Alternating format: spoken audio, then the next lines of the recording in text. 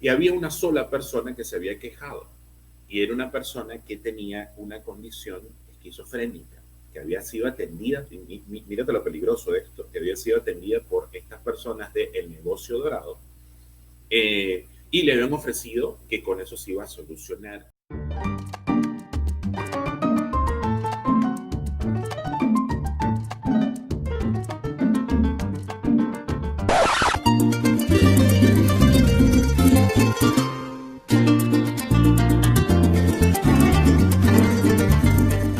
Hola, hola, mis queridas amigas y amigos. Les saluda su querido y adorado GregMax33 en un nuevo programa, en un nuevo encuentro de Entre Mates y Arepas. Y sí, estamos en el último viernes del mes de septiembre. Hoy, viernes 26, estamos para cerrar este mes de septiembre. Y bueno, ha sido un mes realmente rápido, ha sido un mes realmente divertido y obviamente el mes más importante del año porque cumplí años yo cuando inició el mes. Así que estamos para el día de hoy mostrarles un tema realmente que a mi querido Armando Azeglio y a este servidor nos llama mucho la atención porque realmente estamos viendo cómo estos seres del cual vamos a hablar el día de hoy se están reproduciendo como los gremlins de la película y definitivamente eso nos llama bastante la atención. Pero como siempre, para iniciar nuestro programa, le damos la bienvenida a nuestro querido Armando. Armando. Hola, ¿cómo andas, Greg? Bien, aquí con mi matecito. Y sí, es un tema particular este. Me acuerdo de un Sí. profesor, hay un profesor español que se llama Francisco Gijón, no sé si es el nombre o el seudónimo de las redes, yo estoy suscrito a su canal. Escribió un libro, un ensayo hace unos años, no me acuerdo cuántos, que se llamaba La sociedad del estrés y los estilos de vida. Quizás viste emulando con la sociedad del estrés al filósofo coreano este que vive en Alemania, Byul Hyun Kang, no sé si lo pronuncio bien, pero reflexiona mucho, viste, esto de la sociedad del vacío y la carencia de significación en la vida cotidiana, digamos, y que conspira a favor, viste, de estos gurúes, viste, que estos tipos, o sea, como vos decís, están surgiendo como hongos. Y estos chabones, ¿viste? No venden soluciones, venden pertenencia, identidad y certeza en tiempos de caos. Porque si hay algo que está determinando esta época, es el caos, la gran incertidumbre que hay a todo nivel, en todo orden. Basta, ¿viste? Con ver lo que está pasando en el panorama internacional a nivel político, ¿viste? De naciones que reconocen la existencia de otros o no. Pero digamos que, y bueno, y todo lo que la incertidumbre esa significa. Estos tipos, viste, Gijón decía que no ofrecen respuestas técnicas, sino refugios emocionales, no sin razón, decía esta. Y también se presentan como padres simbólicos, como oráculos modernos, como despiertos en un mundo totalmente dormido y totalmente adormecido y totalmente estresado y totalmente alienado. Y prometen no solo transformación personal, sino también un nuevo orden mental, donde todo tiene sentido y donde nada duele. Y eso, si me permitís, es la primera cosa no humana, no natural. O sea, porque vos sabés del no dolor a partir de la conciencia del dolor. Pero digamos que el cerebro humano está configurado para preferir una mentira segura antes que una verdad confusa. Porque la existencia de una situación ambigua genera ansiedad y la ansiedad es biológicamente insoportable. Entonces, ante un entorno caótico como el que estamos viviendo, el sistema límbico, especialmente la amígdala busca certezas rápidas, aunque estén mal fundamentadas. Tenemos que decir, hay un psiquiatra norteamericano que dividió el cerebro humano en tres partes: el córtex, el neocórtex, que es el 14% del cerebro, y el 86% restante del cerebro están distribuidos entre la zona límbica y el núcleo reptílico.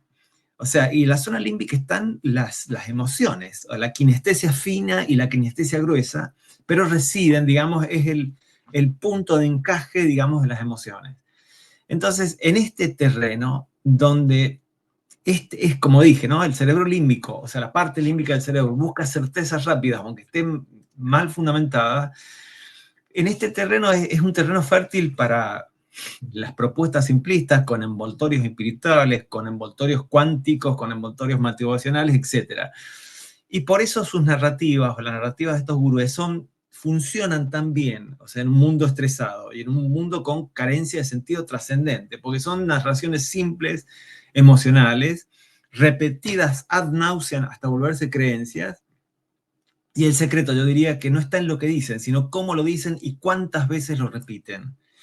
No apelan a la razón, porque la razón es el 14% del sistema del cerebro. O sea, apelan al 86% restante. O sea, a un pensamiento rápido, automático, emocional, como explica Daniel Kahneman. Daniel Kahneman es un primer psicólogo que recibió un premio Nobel de economía y que escribió, tiene un bestseller que se llama Pensar rápido, pensar despacio, creo que así se llama, y habla mucho de los heurísticos cognitivos.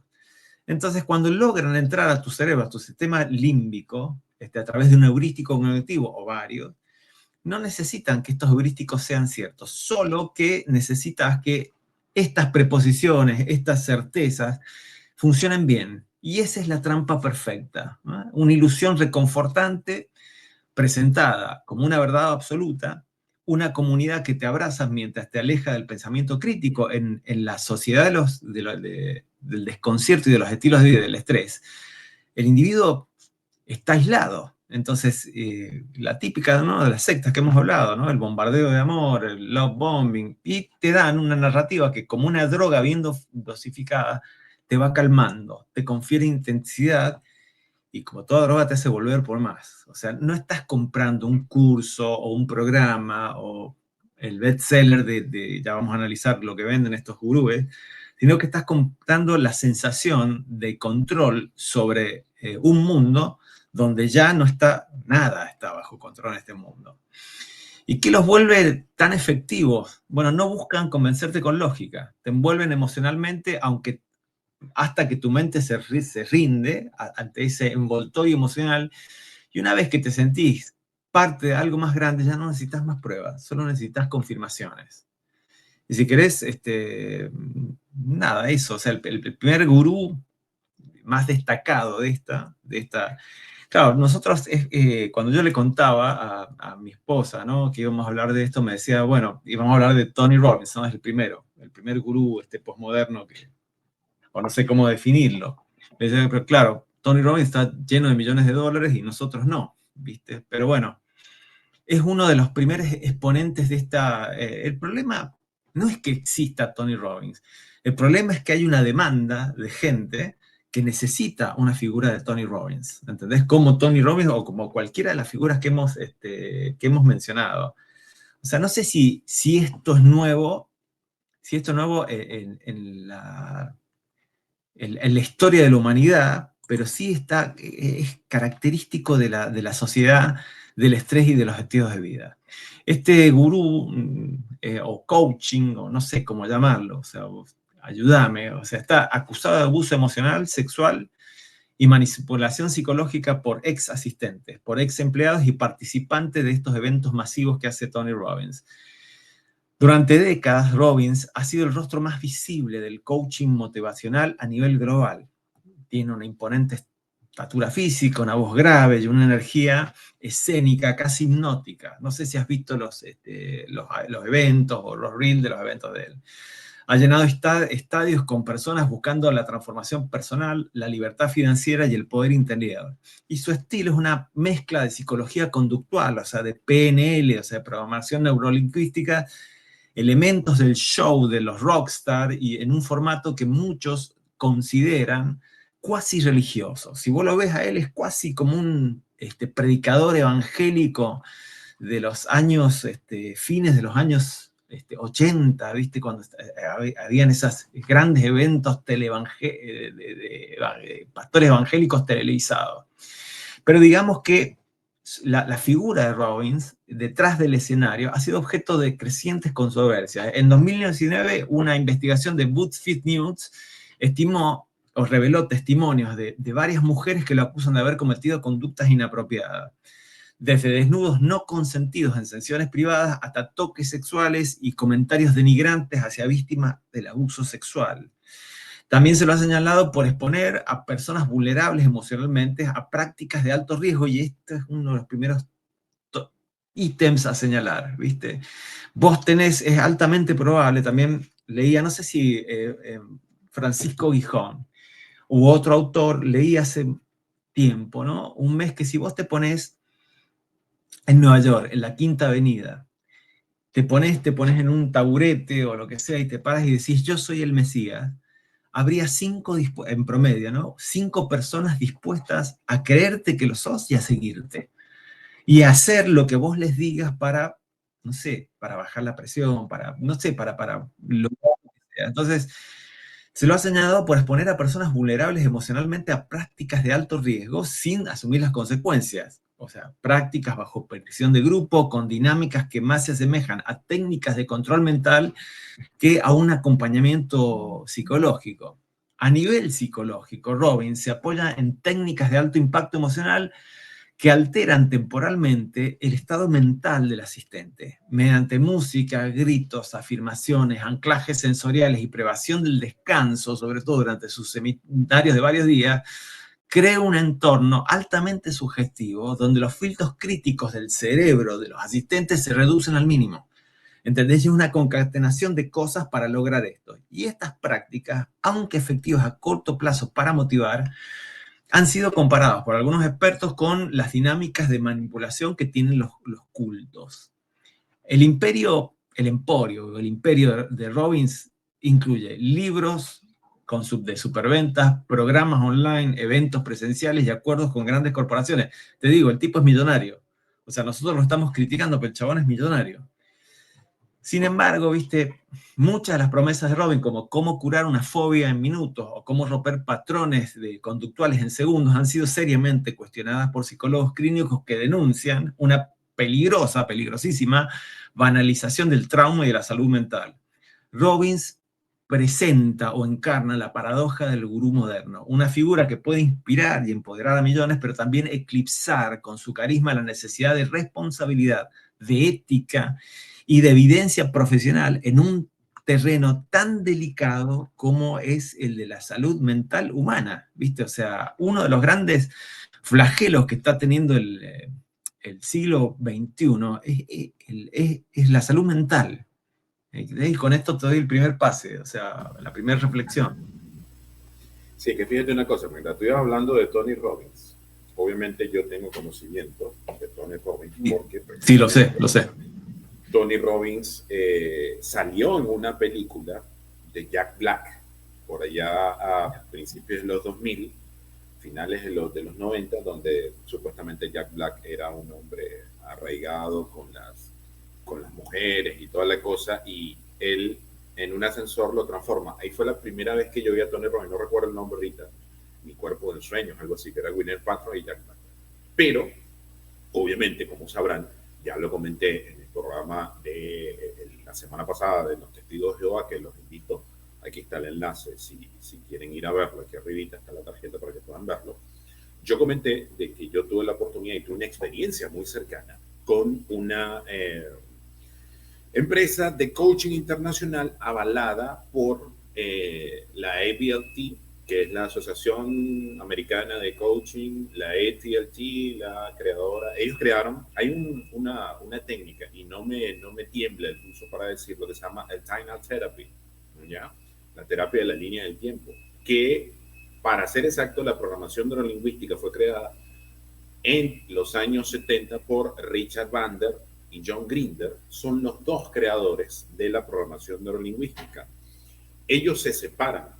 Richard Bandler y John Grinder se separan porque uno de los dos, si mal no recuerdo, corríjanme si me equivoco, fue Richard Bandler el que no quería comercializarlo y quería mantenerlo desde el punto de vista clínico, o sea, ayudar realmente a las personas de manera correcta. Y es el otro, John Grinder, el que lo termina comercializando. Pero ninguno de los dos se termina convirtiendo en lo que es el exponente real. El verdadero exponente fue Tony Robbins, porque ¿qué fue lo que hizo Tony Robbins? Tony Robbins hizo lo que hacen todos los gurús actuales, pero en los años 80, inundar lo que era su presencia alrededor de las personas.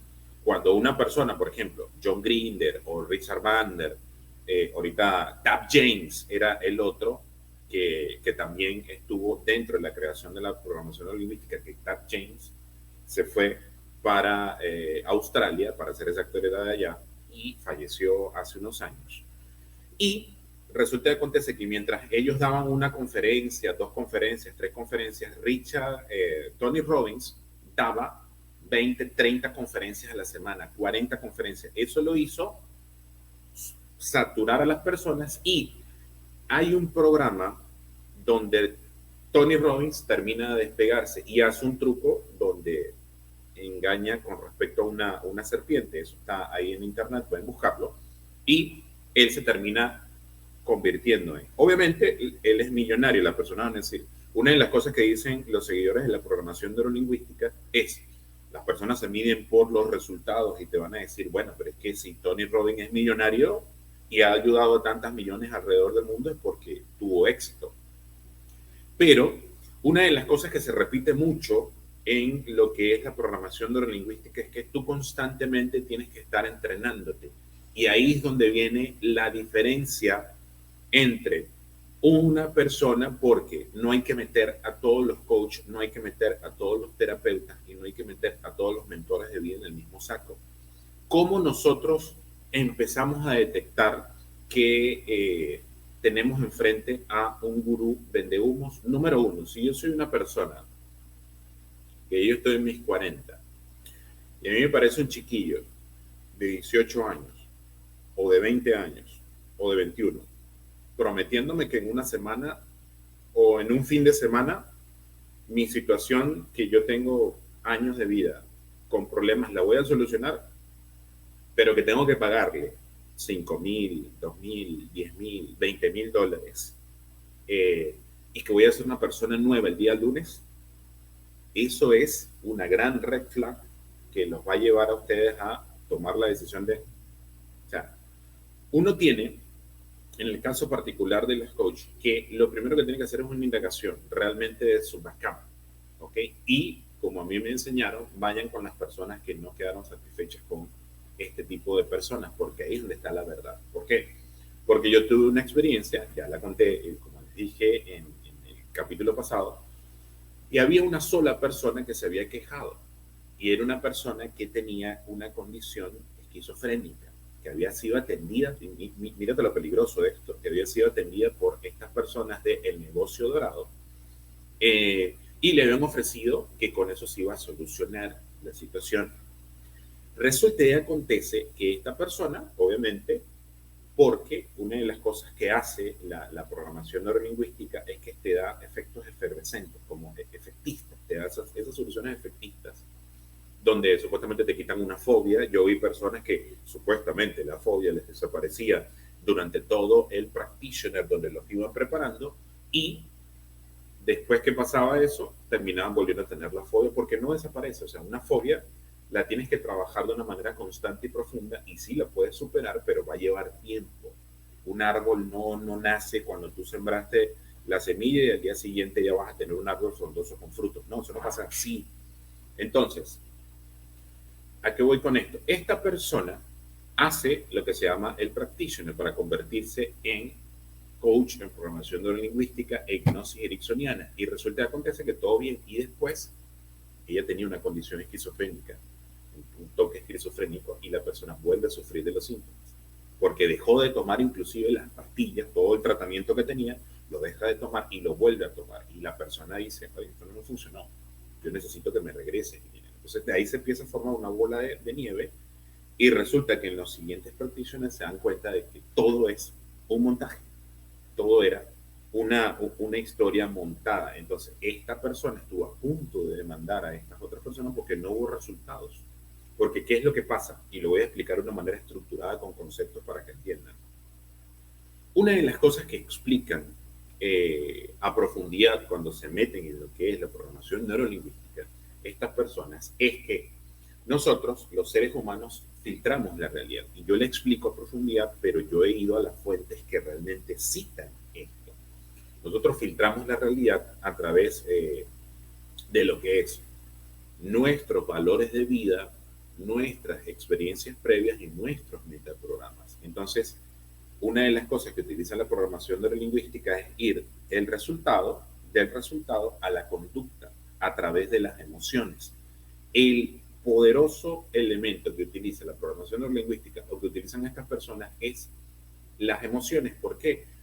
Porque una persona que está bien, una persona que se siente bien con su vida, una persona que está alegre con su vida, una persona que está satisfecha con su vida, no va a ir a buscar a estas personas. ¿Quiénes buscan a estas personas? Las personas que tienen un problema de ansiedad, las personas que han sufrido una ruptura, las personas que han sufrido una pérdida de dinero, las personas que tienen problemas. Y por lo general las personas que tienen problemas están bajo estados de ansiedad, de tristeza, de miedo, de angustia, y eso te hace vulnerable.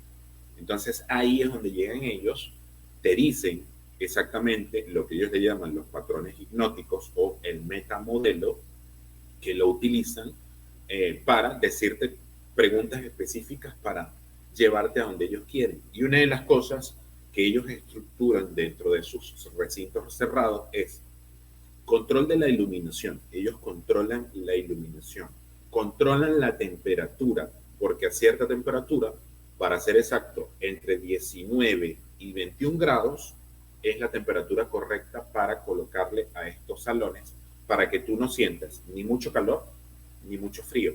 ¿Okay? El estímulo sensorial que viene de parte de las luces, fíjense que por lo general este tipo de eventos utiliza luz azul o utiliza luz púrpura o morada. ¿Por qué? Porque esa se asocia a lo que es la parte espiritual y mística. ¿Okay? Va a ser muy raro que utilicen rojo y verde, porque esos son alertas. Y obviamente se lo estoy hablando desde la psicología del color, porque yo soy director de cine y sé exactamente cómo funciona. Entonces, y la luz amarilla la utilizan con solemnidad. Y por lo general la luz amarilla va a estar detrás de los exponentes. ¿Por qué? Y para ser exacto, la luz amarilla está detrás de los exponentes y arriba del escenario para que toda esa luz le dé en los hombros, le dé en esta zona y ustedes lo vean con ese haz de luz dorado para darle esa solemnidad y es, como dicen ellos, ese poder moral que nosotros tenemos. Entonces, esa combinación de estímulos va a hacer que ellos, por ejemplo, una de las estrategias que utilizaba y la sigue utilizando porque nos enteramos en estos días de que ahora cambiaron la temática y que ahora se centran, el tema de ellos es supera y controla tus emociones. Entonces, una de las cosas que ellos hacen es, cuando hacen un full day, tienen 3 bloques de meditación inducida. Entonces esta meditación inducida la utilizan con una música específica, que por lo general esta música específica está acompañada de cuencos tibetanos. Además de esto, está acompañada o de sonidos binaurales o está acompañada de lo que son sonidos naturales. Puede ser el viento, puede ser el agua, puede ser el sonido de la montaña, o sea, esos sonidos así, obviamente eso está comprobado científicamente de que esos sonidos te relajan, o los grillitos sonando, eso te relajan porque eso te estimula a tranquilidad, a paz. Recuerden que los seres humanos funcionamos por frecuencias y obviamente todo nuestro sistema son frecuencias vibratorias y eso está estudiado desde un punto de vista mucho más amplio. Pero aquí ellos han descubierto eso porque obviamente las investigaciones que hicieron Richard Bandler y John Grinder estaban basados en psicólogos que hicieron esas investigaciones a profundidad y para ser exactos, ellos se enfocaron en las investigaciones de Virginia Satir, que era una psicóloga muy reconocida por sus libros, las investigaciones de Milton Erickson y de Fritz Perls. Ellos agarraron todas esas investigaciones y fueron que sintetizaron lo que era la programación neurolingüística. Entonces, la mayoría de todos estos gurús, si no es que es el 100% de los gurús, y ya vamos a hablar yo voy a también acotar porque yo tengo una lista en la cual voy a promulgar y les voy a mostrar. Y son casos comprobados, ¿ok? Casos comprobados donde han estafado a la persona y se han ido hasta el país correspondiente. Ellos utilizan la programación neurolingüística porque es la vía para, y ojo, la programación neurolingüística en sí no es mala, no tiene nada de malo, pero si esa herramienta tan poderosa cae en manos, por ejemplo, de un narcisista o una persona que tiene psicopatologías bastante complejas, como me pasó a mí, tú caes realmente en una secta y eso es sumamente peligroso. Y le voy a dar el pase a mi querido Armando. Armando. No, mira, también pensaba, viste, hace unos años también leí, viste, un estudio sociológico, hace bastantes años, donde en Estados Unidos, viste que los Estados Unidos es una sociedad que se interroga mucho sobre sí misma y escribe muchos ensayos sobre sí misma. Y leí un ensayo sobre la correlación, que habían hecho un estudio sobre la criminalidad en Estados Unidos, y la correlación que había entre la criminalidad y la ausencia de una figura paterna. Es decir, la sociedad del estrés y de los estilos de vida está caracterizada, una de las cosas, de los ejes que caracterizan esta sociedad, es la ausencia de la figura paterna. Entonces vienen un campo fértil estos tipos y asumen, digamos, la figura sublimada de un pater familia, ¿entendés? Y es ahí, más todas estas técnicas que estás denunciando, diciendo, te pueden hacer estragos. O sea, no solo ellos hacen millones, sino que hacen estragos en tu psiquis, y eso es lo dramático. No me voy a cansar de recomendar el canal Ley Antisectas de Pablo Salom. Mira, la próxima figura, que yo me acuerdo que es uno que se hace llamar Sadhguru. Me acuerdo que la primera vez que me empezaron a salir por defecto, no sé, el algoritmo me lo traía este hombre Sadhguru, un tipo que se habla muy bien, tiene la barba hindú, turbante y qué sé yo, tiene una fundación, él se llama Yagi Vasudev y es originario de la India. Está acusado de promover pseudociencias, de manipular emocionalmente a sus seguidores y de recibir apoyo político barra económico, o estar, viste, ahí siempre se mezcla, viste, la fe con el poder político, con el lavado de dinero, y estar también sospechosamente involucrado en la muerte de su esposa. O sea, Sadhguru, nacido como Yagi Vasudev, como te digo, ha sido durante las últimas 2 décadas una de las figuras más fascinantes y controversiales del ecosistema espiritual global, al que no pocas veces le hemos llamado en este programa jarabe de yoga. Es fundador de la Isha Foundation y se autodefine como místico, como yogi y como visionario.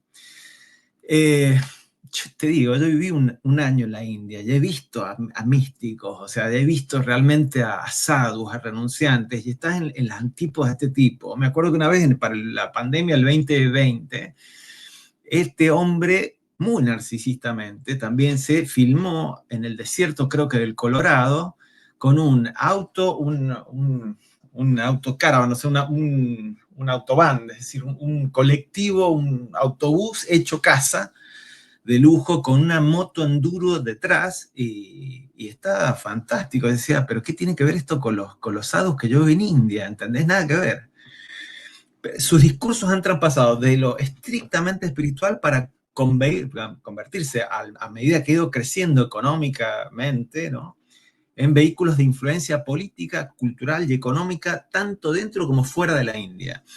¿Qué es lo que lo hace tan peligroso a Sadhguru? Su narrativa. Él se presenta a sí mismo como una síntesis perfecta entre la sabiduría ancestral de la India y la ciencia moderna, aunque sus afirmaciones tienen poco respaldo, sino ningún respaldo empírico, científico. Habla de física cuántica, de emociones, de genética y de conciencia como si fueran una misma cosa, mezclando conceptos de forma tan elegante que desactiva el pensamiento crítico de los oyentes. Usa la teatralidad, silencios teatrales, bueno, vos que sos director y sabes de eso, metáforas circulares y un tono paternalista, es donde digo, que genera una sumisión emocional en un mundo desprovisto de figuras paternas fuertes o presentes, y ahí tocan una tecla, viste, donde pueden meterse. Él dice, no necesitas entenderlo con la mente, siente la energía. Y ahí se produce el rendimiento, ¿no? La rendición de la persona ante la figura. Y ahí empieza como una suerte de fanatismo suave que después se va a convertir en fanatismo duro.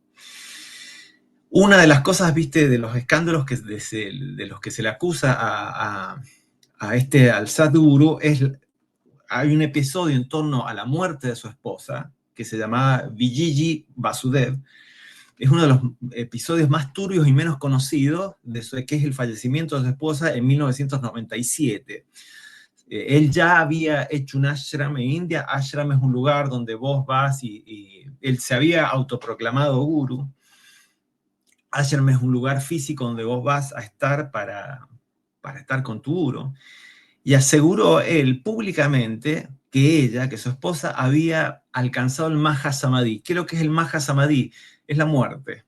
O sea, que es cuando vos alcanzás el estado de Samadhi y estás tan disociado de este mundo, que lo dije en otro episodio, si no te alimentan, o si no te alimentan, si no se toman cura, o sea, no toman cuidado de vos, te morís. Entonces él dice que ella había llegado a un Mahasamadhi o un estado superior, supremo, y por el cual pudo abandonar voluntariamente el cuerpo físico. Pero este relato tiene varias inconsistencias, ¿no? Primero, el certificado de la muerte de la esposa de Sadhguru nunca fue divulgado. Se denunció que no hubo una autopsia ni una investigación criminal, y esto fue denunciado por su propia suegra, es decir, que lo acusó de ocultar información sobre las verdaderas circunstancias de la muerte de su hija. El caso, y ya tenía Sadhguru contactos con las principales fuerzas políticas de la India, fue cerrado sin demasiadas preguntas, lo cual con el tiempo ha alimentado especulaciones durante muchos años. O sea, para muchos críticos, el Mahasamadhi fue una cortina espiritual para encubrir una muerte directamente sospechosa. Amén de esto, Sadhguru tiene acusaciones de abuso físico y de explotación laboral. A lo largo de años, los ex devotos y empleados de la Isha Foundation, que él fundó, han acusado al gurú de prácticas autoritarias, de manipulación emocional, de condiciones laborales abusivas.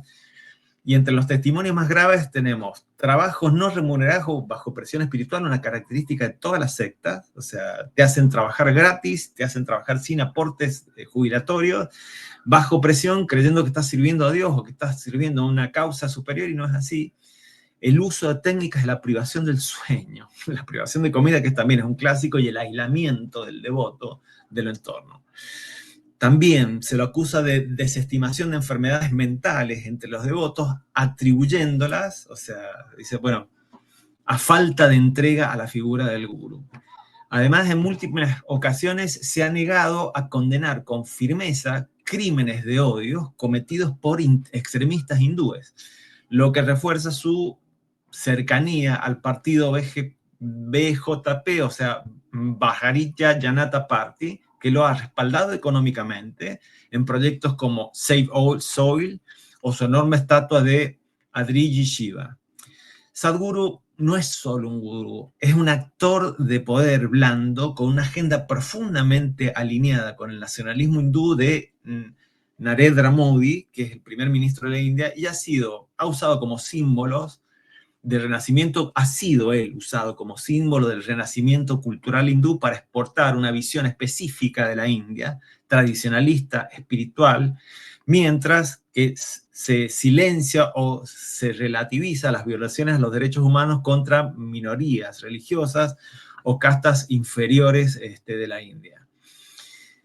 Diría, como para redondear, o sea, es el místico que se volvió un operador político. Sadhguru ha dejado de ser una guía espiritual para convertirse últimamente en un influencer geoespiritual.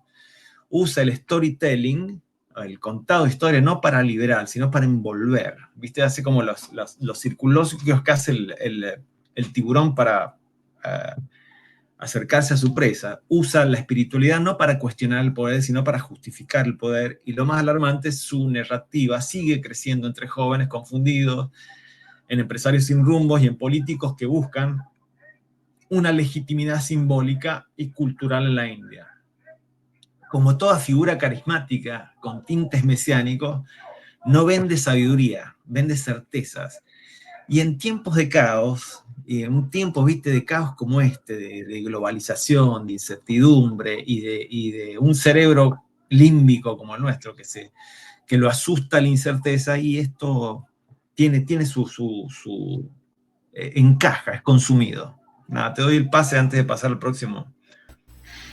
Sí, es que, bueno, yo en algún momento llegué a escuchar la filosofía de Sadhguru y obviamente antes de terminar caer su Vos lo conducta. sentís al chabón hablar y decís, sí, es bello, qué sé yo, pero no sé, viste. Es que Este, ahí voy con eso. O sea, el hecho de que Sadhguru, yo lo escucho, obviamente en el mismo momento en el cual yo estoy en estos negocios dorados, ¿okay? En esta institución avalada internacionalmente por la ABNLP, la AT&T y obviamente por esa empresa que era de Tam James, que ahora está liderada por Adriana James en Australia, que incluso esta persona se autodenomina, el líder de esta empresa dorada se autodenomina el Tony Robbins peruano, se autodenomina, se viste todo de negro, siempre anda con su gorra negra, obviamente con su logo, porque esa es la marca que él vende. Y aquí voy con una cosa, y por eso lo asocio con Sadhguru, que él tiene problemas metabólicos de su cuerpo, porque él no es capaz de controlar su propio metabolismo, controlarlo y mantenerlo de manera efectiva. Es una persona que engorda y rebaja, engorda y rebaja, está todo el tiempo porque tiene problemas emocionales que no ha superado. Y él, una de las cosas que hace cuando le funciona algo a él, físicamente se lo comparte a sus seguidores o a las personas que va atendiendo en sus sesiones, como si fuera una novedad, como si él tuviera noción convalidada realmente, estudios científicos, y le dicen, no, esto funciona.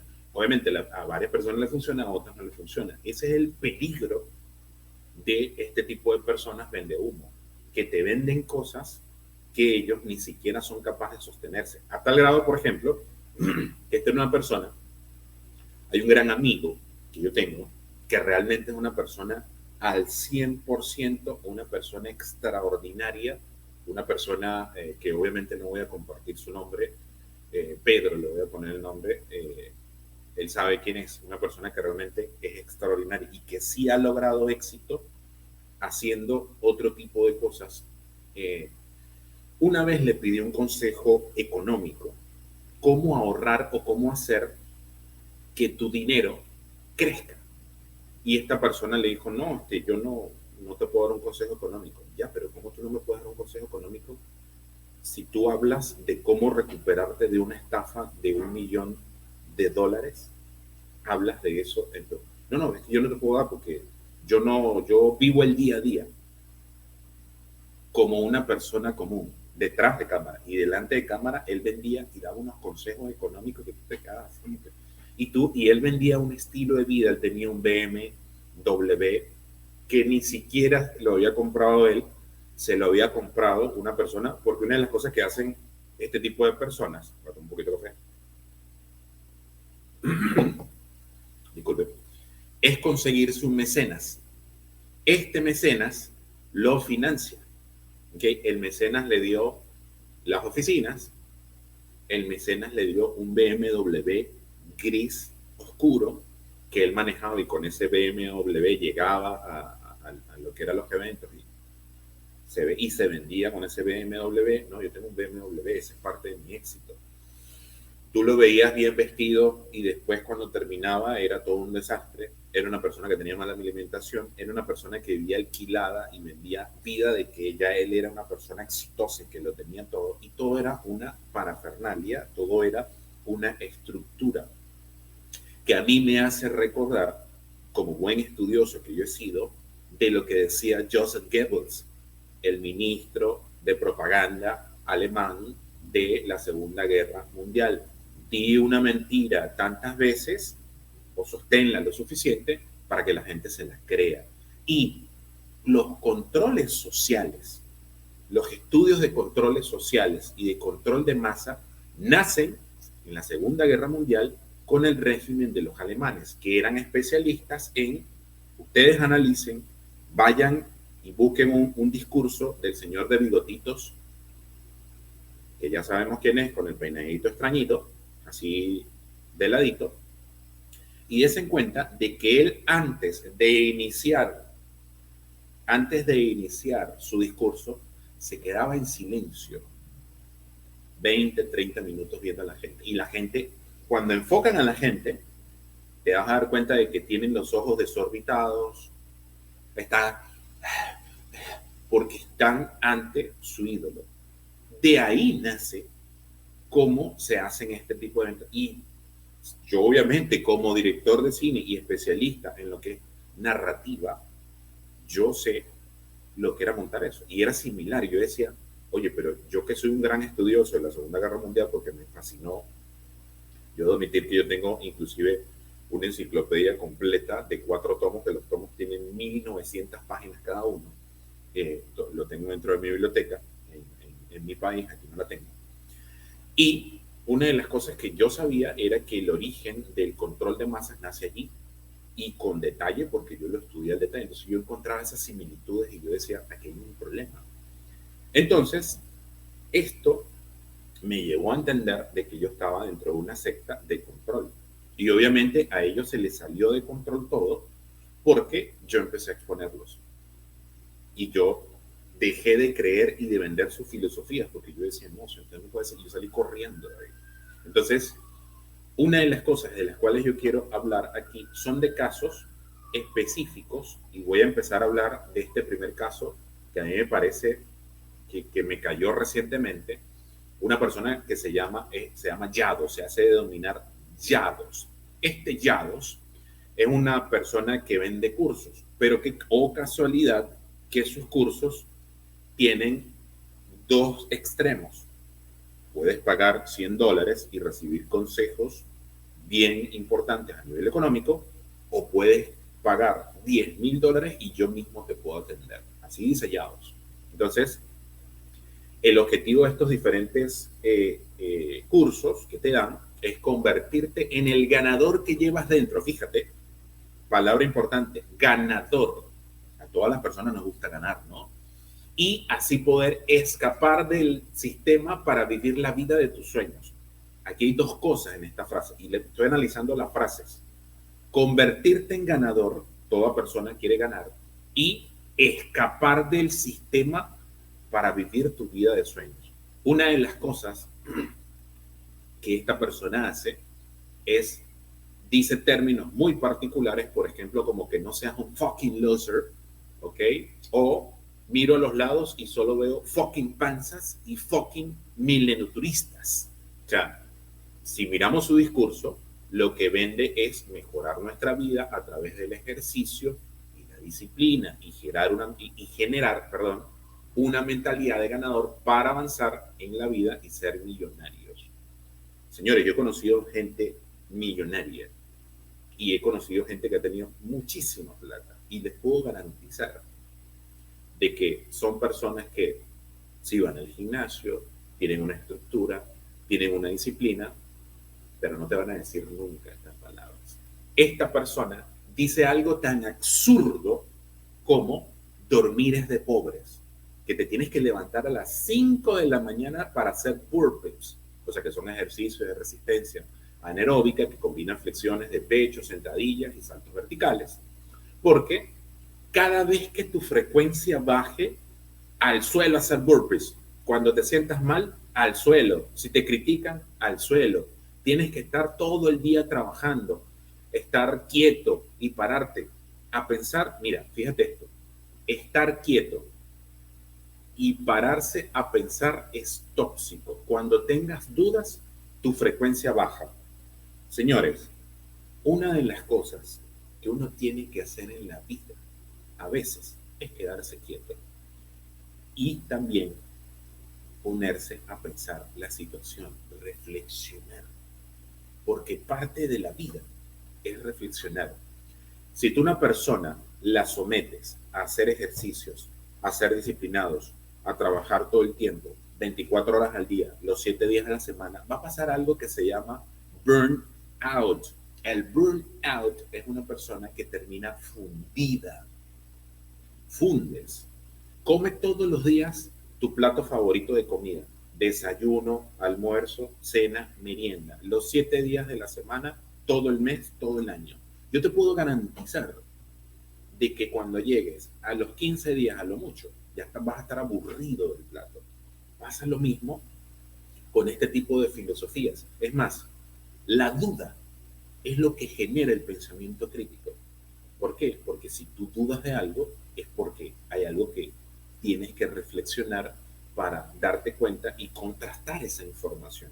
Entonces, fíjate aquí, si nosotros lo estudiamos detenidamente, todo comienza a dar miedo. A mí me da miedo leer estas cosas. Yo no voy a ir a un sitio donde a mí me dicen que yo me tengo que parar a las 5 de la mañana a hacer burpees. Si mi frecuencia baja, no puedo criticar, no puedo recibir ningún pensamiento porque eso es tóxico. Nosotros los seres humanos somos seres de pensamiento. Tenemos 70.000 a 90.000 pensamientos todo el santo día y el 80% de esos pensamientos son reciclados. O sea, ¿qué te puedo decir? Se enfoca en la frecuencia, ¿ok? Y es una persona que te dice esto, que él tiene la verdad, que él tiene el método milagroso, que es exclusivo, pero por esa exclusividad me tienes que pagar $10,000, que solamente la tiene él, no la tiene más nadie, ¿ok? Y te dice, yo estoy en la iluminación, ahora entiendo lo que nadie entiende, el genio que nadie ve. Entonces, mira, convence a las personas de que criticar es mala idea.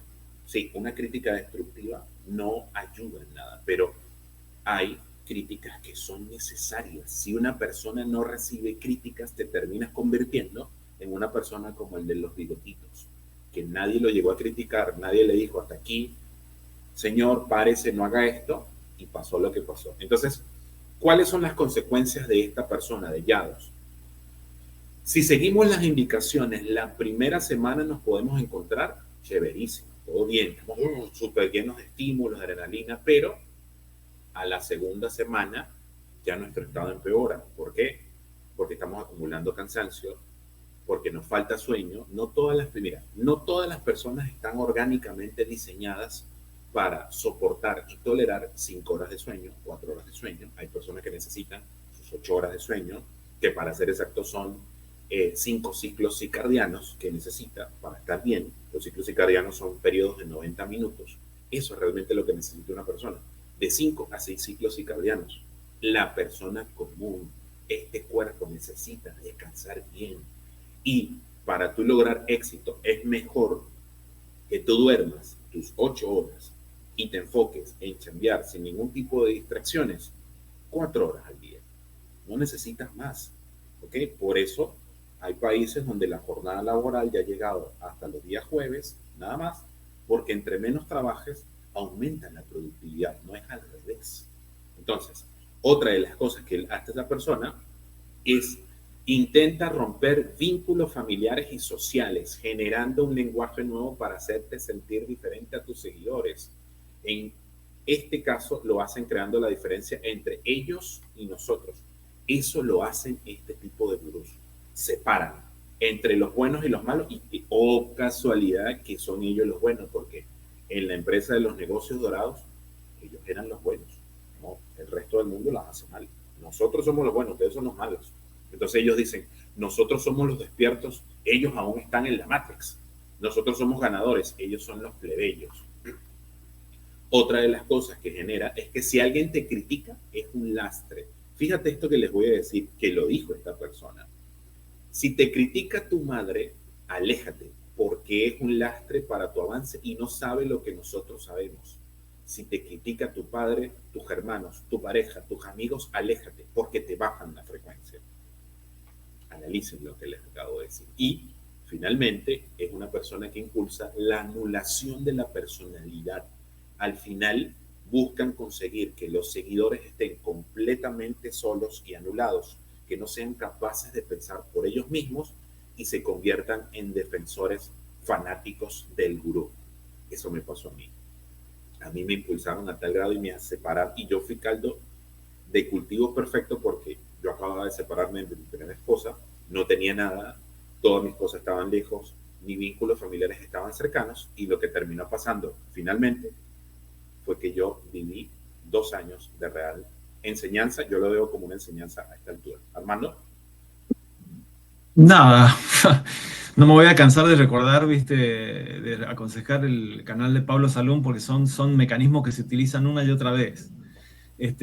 Podríamos seguir ad eternum, ¿viste? Yo me voy a dedicar a la parte hindú y después, si querés, cerramos con otro gurú, ¿viste? Que es gurú que está vivo, es decir, de los muertos que se encarguen otros, porque hay mucha tela, ¿viste? Para cortar. Es Sri Sri Ravi Shankar, que está acusado de banalizar el sufrimiento con sus ilusiones espirituales simplistas, está señalado por escándalos financieros, por sospecha de abuso sexual encubierto y escándalos diplomáticos vinculados al traslado de dinero no declarado. Sri Sri Ravi Shankar también tiene una marca de productos de cosmética que llevan la marca Sri Sri. O sea, por lo menos acá en Argentina se lo conoce bastante. He oído bastantes testimonios de gente que ha estado en las filas de Sri Sri, muy críticos, ¿viste? Sri Sri Ravi Shankar ha sido duramente una de las décadas, una de las caras más pulidas de la espiritualidad exportable de la India. A todo esto, viste, quiero manifestar que a la India como nación le entra mucho dinero por este tipo de gurúes. Entonces, un activo exportable de la India es justamente su filosofía light para este lado del mundo, es decir, para Occidente. Con su tono suave, con su sonrisa perpetua, su vestimenta blanca, su pelo de sadhu, se ha ganado un lugar en los escenarios políticos, corporativos y diplomáticos a nivel global. Sri Sri Ravi Shankar es fundador de la de Art of Living Foundation, es decir, de la Fundación del Arte de Vivir, y su propuesta gira en torno al uso de técnicas respiratorias como el Sudarshan Kriya para transformar el mundo desde adentro. En apariencia, él promueve la paz interior, la resolución de los conflictos, pero tras la fachada de luz y armonía existen grietas cada vez más difíciles de ocultar. Hay controversias que manchan su imagen de pacificador global. Una de las acusaciones que tienen, bueno, es de lavado de dinero. O sea, es muy, digamos que estas fundaciones de estos gurúes crean un ecosistema apto o más que apto para el lavado de dinero. Y en India, la Art of Living Foundation ha sido señalada en múltiples ocasiones por prácticas financieras opacas, especialmente por su estructura de donaciones. Imagínate, vos sos el gurú titular de una fundación así, con miles de seguidores, y te entran en las arcas cobros en efectivo, y decís, son donaciones de mis devotos, ¿entendés? Y bueno, y la India también, como la estructura, digamos, burocrática pública de la India, es muy corrupta. Entonces hay muchas faltas de auditorías independientes. En una investigación filtrada por los medios indios, la hermana de Ravi Shankar fue acusada de participar en movimientos financieros irregulares, triangulando fondos internacionales mediante ONGs y eventos en el extranjero. Si bien nunca se ha emitido una sentencia firme, obviamente ellos están bien con los políticos hindúes y sobre todo el primer ministro hindú. Estas denuncias se diluyen en un contexto donde la figura cuenta con protección política y una imagen pública blindada por su cercanía con el gobierno de Narendra Modi, que es el primer ministro. También hay sospechas de abuso sexual. En círculos internos y especialmente entre ex voluntarios se ha hablado en voz baja sobre acercamientos indebidos, silenciamientos y testimonios de mujeres que sintieron haber sido manipuladas emocional y físicamente dentro de la organización. No hay denuncias formales públicas con nombre de apellido, pero también porque esto tiene mucho poder, ¿entendés? Pero en múltiples blogs anónimos y en foros de ex devotos han denunciado una cultura del silencio dentro de la organización de Sri Sri, donde el abuso se encubre bajo la lógica de la devoción al maestro. Este patrón es común en estructuras de poder carismático, es decir, el abuso no siempre ocurre con violencia, sino con el consentimiento manipulado bajo presión espiritual del devoto. Sri Ravi Shankar tuvo un episodio en la Argentina que fue que en el 2012 fue descubierto por la aduana argentina con una importante cantidad de dinero en efectivo en un avión privado sin una declaración previa. El efectivo en dólares estaba dentro del equipaje personal del gurú y cuando fue confrontado, su justificación fue que, obviamente, que se trataba de donaciones espontáneas de sus seguidores, recolectadas en un efectivo durante sus eventos masivos desarrollados en esa fecha. Este caso generó una tensión diplomática y encendió las alarmas sobre el uso de la red internacional de Sri para transportar dinero sin controles bancarios. Finalmente, el caso fue desactivado por presiones políticas y diplomáticas, pero la sospecha quedó latente en los medios argentinos y en los sectores escépticos del aparato espiritual exportados de la India. El verdadero poder de Ravi Shankar es su diplomacia blanda espiritual. En la India se lo presenta como un embajador cultural del país y en Occidente como un gurú light, sin religión, sin dogmas, pero con una influencia política contundente. En conflictos armados se le invita como pacificador, aunque su método ha sido criticado por expertos como anestesia emocional para evitar reformas estructurales. En el caso de Ravi Shankar, yo decía, iluminación sofisticada o una estructura de poder. O sea, no solo lidera él una organización espiritual, lidera una narrativa global que mezcla la espiritualidad con el carisma, con el silencio institucional y el poder económico. Predica la calma, pero opera como una marca multinacional con intereses diplomáticos, financieros y culturales. Promueve la paz, pero disuade el conflicto social necesario para alcanzar hipotéticamente una justicia real. Y en nombre de la respiración y la conciencia ha construido un imperio,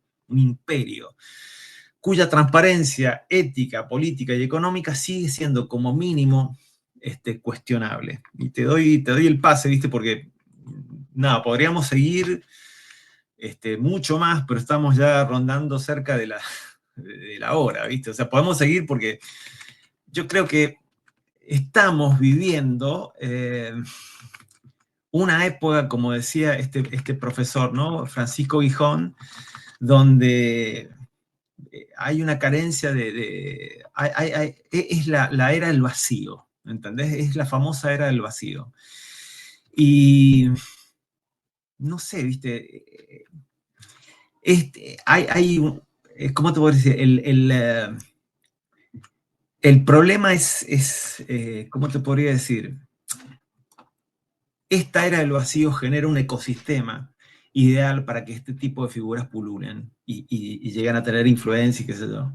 El problema no está en ellos mismos, que son recontra vivos, ¿entendés? Yo quisiera tener la falta de escrúpulos que tiene esta gente, o ser psicótico, o ser un narcisista manipulador, pero no toleraría estafar a mi prójimo, no toleraría manipular, sembrar esperanzas y no dar un resultado. O sea, estos tipos se cagan en todos, o sea, se cagan, realmente se cagan. Se cagan en toda la gente, Greg.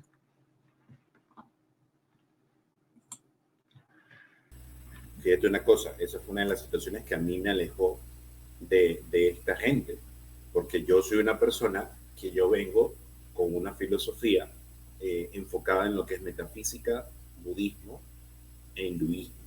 Entonces, una de las cosas que yo hago siempre es servir a las personas, no servirme de las personas, porque esto es lo que hacen este tipo de gurús, servirse de las personas. Y yo tengo una lista aquí de casos comprobados y de situaciones bien puntuales para que lo tengan en consideración. Por ejemplo, está el caso de César Flores en Puno, aquí en Perú. Esta persona, qué es lo que prometía y cómo engañaba, montó una red piramidal que captaba dinero con promesas de alto rendimiento. O sea, por lo general siempre están asociados a criptomonedas, a lo que es la venta de productos o soluciones mágicas a nivel espiritual. Y en este caso particular, ¿qué es lo que pasó? Estafó a muchísimas personas, cientos de peruanos, con 80 millones de soles. ¿Qué es lo que terminó pasando con César Flores? Terminó huyendo a México y ahorita vive la vida de ensueños en México. Y como este caso no ha trascendido a profundidad, no había una extradición. Está el caso de Eric Jair Palomino Culquicóndor, el gordillo, también de Perú, que esta persona se presentaba como un inversor exitoso en trading, que ofrecía ganancias grandes y comisiones por traer más inversores. Ese es el truco de lo que es el trading o las inversiones, que ellos te llevan a sistemas de trading específicos y además te pagan comisiones por llevar más gente, pero no te pagan por las comisiones que son las correctas. ¿Qué pasó con Eric Jair Palomino? Estafó más de 10 millones de soles y terminó huyendo a Colombia, lo mismo que César Flores. Ahora, Kat Torres, la situación pasó en Brasil y a nivel internacional. Era un influencer, coach espiritual que prometía cursos de prosperidad, estilo de vida de lujo, y obviamente ella se presentaba como un caso de éxito. En el 2024 fue condenada a 8 años por tráfico de personas y condiciones de explotación. Entonces imagínate esta situación con esta influencer. También está Candela Salazar, influencer de Córdoba, de Argentina, que ofrecía inversiones con altos intereses en dólares, te daba un estilo de vida de viaje y que todo era ostentoso para que la siguieras, y finalmente fue detenida por organizar un esquema Ponzi donde estafó al menos $22.900. Solamente esto fue lo único denunciado en el caso de Candela Salazar.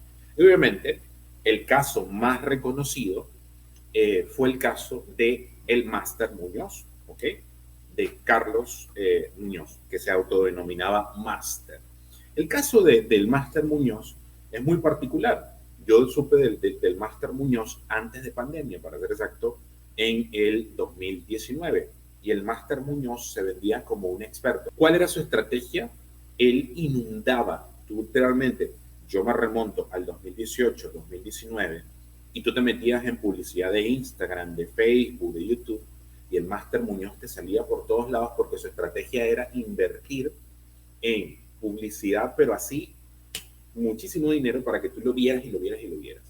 Llega pandemia y Máster Muñoz se aprovecha de la pandemia y obviamente empieza a vender cursos y se da cuenta de que en vez de invertir dinero y gastar en publicidad, lo mejor es ser viral. Y empieza a hacerse viral con cosas cada vez más absurdas, como por ejemplo limpiarte el trasero con billetes de dólares. Lo llegó a decir en un video: vamos a limpiarnos el trasero, él sentado en un water, en una taza de water de un baño, vamos a limpiarnos el trasero con un fajo de billetes de dólares porque nosotros podemos hacerlo. Y límpiate el culo con lo que quieras, a mí me vale madre. Cosas como por ejemplo ponerse un saco, ponerse un terno de locuras, porque fue lo que hizo. Entonces, ¿qué terminó pasando con el Máster Muñoz? El famoso caso de cuando se enfrentó a Diego Rusarín en un debate que para mí fue una locura, porque Diego Rusarín, que yo también tengo muchísimas reservas con Diego Rusarín, porque Diego Rusarín se autodenomina de izquierda y obviamente hizo un podcast entrevistando a Nicolás Maduro. Entonces yo ahí ya le pongo un asterisco bien grande. Ya yo le tenía un asterisco, pero ahí se lo puse más grande a Diego Rusarín, porque simplemente me parece que lo que él denuncia, él se terminó convirtiendo en lo que él denuncia, porque era una persona que denunciaba y enfrentaba a coaches porque decía que los coaches eran un peligro, y él se terminó convirtiendo en aquello que él estaba haciendo la resistencia. Entonces ellos tuvieron un debate en el cual Diego Rusarín, para ser exacto, ese debate ocurrió, si mal no recuerdo, 2021, 2022, terminó ocurriendo ese debate y lo terminó destrozando. Que cuestionas todo al punto... ¿Y tú no? No. ¿Y tú no? Espérame. ¿Y tú no cuestionas tu propio Al punto de vista? que te pierdes cuestionando y no me ayudas, güey. Yo lo único que digo es... ¿Y yo por qué te tengo que ayudar? Tienes que ayudar a la gente. Y- Porque recibimos un don, tú y yo. Te lo vuelvo a reconocer. Sí. Públicamente, güey. Para que veas lo problemático que es mi ego, güey. Te reconozco públicamente que tienes un gran don, que es un gran ancho de banda cerebral, que para mí exige que le entregues algo de ese ancho de banda a la gente que está allá afuera, cabrón. ¿Cuándo es suficiente para ti? ¿Te refieres en términos económicos o te No sé. refieres en términos de legado? Lo que pasa es que ahí te va. Hay 4 definiciones. ¿Me vas a dejar Locura. hablar? Porque llevas más de 3 minutos fácil. Y supuestamente... Ayúdale, córteme, Pues por es que favor. alguien me dijo que No, yo es ganaba que los debates porque monopolizaba. estás acostumbrado a tener tus moderadores chavitos que tú llevas. ¿Moderadores? Bueno, a tus puntos de conversación, así, y pues obviamente estás mal acostumbrado, güey. Muy. A Máster Muñoz. Máster Muñoz, obviamente, si estamos hablando de Diego Rosarín, que la única habilidad que tiene Diego Rosarín es que es muy buen lector y tiene una memoria retentiva muy grande. Obviamente es una persona que también, cuando tú ves la forma de hablar de Diego Rosarín se adorna con lenguaje técnico. Cuando una persona ante ti se adorna con mucho lenguaje técnico y se aleja del lenguaje natural coloquial para que tú entiendas la idea, se va a ver muy inteligente, pero no necesariamente está diciendo la verdad. Pero los dos se enfrentaron y lo terminaron destrozando. A partir de ahí nos dimos cuenta de que obviamente ya nosotros lo sabíamos, pero el mundo entendió de que el Máster Muñoz era un fraude, era un vendehumos. ¿Cómo una persona te va a decir que le hicieron una pregunta una vez al Máster Muñoz? ¿Qué recomendación le darías tú a un joven para que empiece a invertir en bienes y raíces? Y el Máster Muñoz, la fabulosa respuesta que dio fue: yo le diría que se compre una bicicleta, se vaya a un sitio donde estén vendiendo casas, maneje con la bicicleta y vaya anotando en una libreta y le haga una oferta a una persona de bienes y raíces. Si a mí una persona me da una respuesta así de bienes y raíces, yo le digo muchísimas gracias, anda a vender hamburguesas en la calle porque eso es lo que eres tú. Armando. Mira, me acuerdo perfectamente del debate entre Diego Rosarín y Máster Muñoz y mira, no quisiera equivocarme, pero México adoptó un proyecto de ley antisectas que lo había formulado Pablo Salum de Argentina. O sea, Pablo Salum tiene un canal que se llama Ley Antisectas porque él ha tratado de promover la ley antisectas que ha sido tomada, creo que por la legislación, no quiero decir huevada, ¿viste? Pero por una provincia de Córdoba. Y el poder de la secta económico es tan grande que no se ha podido legislar sobre el proyecto de ley. Pero creo que México la adoptó y a partir de ahí, Máster Muñoz, bueno, nada, enseñaba pelotudeces, ¿viste? O sea, no, me acuerdo de eso, ¿viste? Pero fíjate vos qué particular, ¿viste? Porque hablaba de finanzas, de administración, de inversiones, y enseñaba. De verdad, yo que soy profesor, tengo elementos, digamos, para juzgarlo, si se quiere, desde el punto de vista académico, y no, viste, se caracterizaba por, bueno, la venta de humo, o sea, los trajes extravagantes y qué sé yo.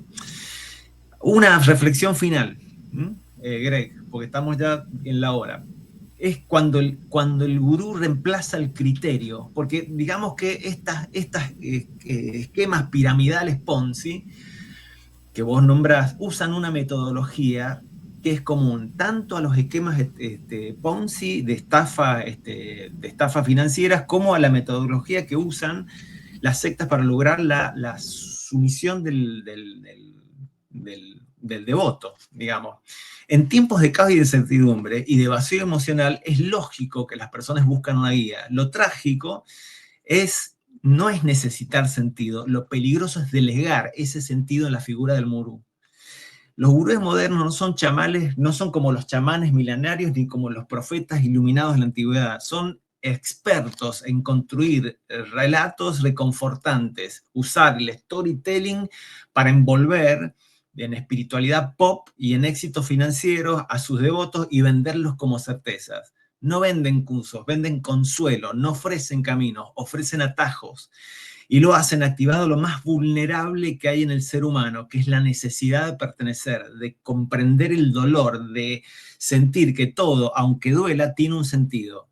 El problema no es que existen estas figuras imperadoras, el problema es que cuando el carisma reemplaza la evidencia, la emoción suplanta el criterio y la obediencia disfrazada de despertar anula la duda. Ese es el verdadero problema de estos tipos, ¿entendés? En este terreno, entonces, florece esto que se llama el storytelling oscuro, el uso de arquetipos de salvación, de promesas de transformación sin responsabilidad, de narrativas que calman pero que no liberan, de tribus que contienen, tribus urbanas o tribus humanas que contienen pero que no cuestionan. Y mientras la promesa de cambiar tu vida se multiplica en libros, en podcasts, en reels, en seminarios, se erosiona lentamente la autonomía emocional de las personas y el pensamiento crítico y el derecho a sufrir con dignidad sin ser culpado por ello, ¿entendés? Desconfiar en este sentido no es cinismo, es higiene mental. Preguntar, contrastar, desacralizar es el verdadero despertar bajo mi punto de vista, porque quizás el verdadero maestro no es el que te promete respuestas, sino el que te devuelve la capacidad de hacerte buenas preguntas. Como en la mayéutica griega, nosotros somos herederos de la cultura griega, o como en la Advaita Vedanta, las escuelas de Advaita Vedanta en India, para ser ecuánimes. Y con esto yo, nada, ya está. Realmente es un tema que me pone mal, ¿sabías? Me pone mal por las pobres personas. Y porque yo también he sido víctima. Yo, por eso voy, yo también he sido víctima de esta gente. Y una de las cosas que yo le digo a todas las personas es, si yo te pido que tú me des un pulmón y te digo, yo voy a respirar por ti, ¿puedo respirar por ti? No puedo. Te doy esa analogía bien fuerte para que entiendas la filosofía y la convalidación del hecho de que es imposible que una persona te ofrezca unos resultados que tú no has logrado y que esta persona te induzca a lograr esos resultados. Porque eso es lo que pasa, que este tipo de personas te llevan a, no, yo te voy a ayudar a que tú logres lo que tú no has logrado. Eso es como pedirle a una persona en el rango de lo que es las relaciones afectivas que te ame tanto o más de lo que tú no te has amado a ti mismo. Entonces, ese es el detalle fundamental que toda persona tiene que validar en este tipo de situaciones. El hecho de que estas personas no, cuando te ofrezcan una solución mágica, cuando te digan que te van a solucionar la vida, vas el viernes, el lunes vas a estar listo, salga corriendo de ahí porque por ahí no es. La vida hay que vivirla y yo siempre he dicho, y con esto ya voy cerrando, señores, la vida, como dice el budismo, siempre viene de la mano con el dolor. El sufrimiento es opcional. Inevitable. Es inevitable. El dolor es inevitable. La vida es amor y dolor. Y la única forma de aprender en la vida es a través del dolor. Ahora, que tú elijas sufrir, eso sí es tu responsabilidad. Y te lo estoy sacando de la filosofía budista, porque eso lo aprendí yo en el budismo, que te enseña eso, que es la filosofía más cercana, yo diría que es la más limpia dentro de todas las filosofías, que te enseña que el camino de la trascendencia y la iluminación es tu responsabilidad. No es de terceros, ni es a través de figuras mágicas religiosas. Así que nada, agradecer a todas las personas que han llegado hasta aquí. Ya estamos sobre la hora, como siempre, invitándolos a que si es la primera vez en el canal, te gusta lo que estamos conversando, piensas que estamos acertados, por favor suscríbete, activa la campanita de las notificaciones, déjanos tu comentario. Como yo siempre digo yo, si tú estás de acuerdo con nosotros, ponlo ahí en la cajita de los comentarios. Si consideras que estamos hablando puras pelotudeces, también ponlo ahí en la caja de los comentarios, porque parte de la vida es efectivamente avanzar y escucharlos a todos. Y si consideras que esto le puede ayudar a una persona que ha sido afectada por estos gurús vendehumos, compártelo, porque de eso se trata, que más personas tengan acceso a nuestro conocimiento, a lo que nosotros pensamos y lo que hemos vivido, para que no vivan ese tipo de situaciones. Así que nada, como siempre digo yo, para despedirme, que Dios me los bendiga, que el universo me los llene de amor. Namaste. Mi alma saluda a tu alma. Nos vemos la próxima semana. Namaste.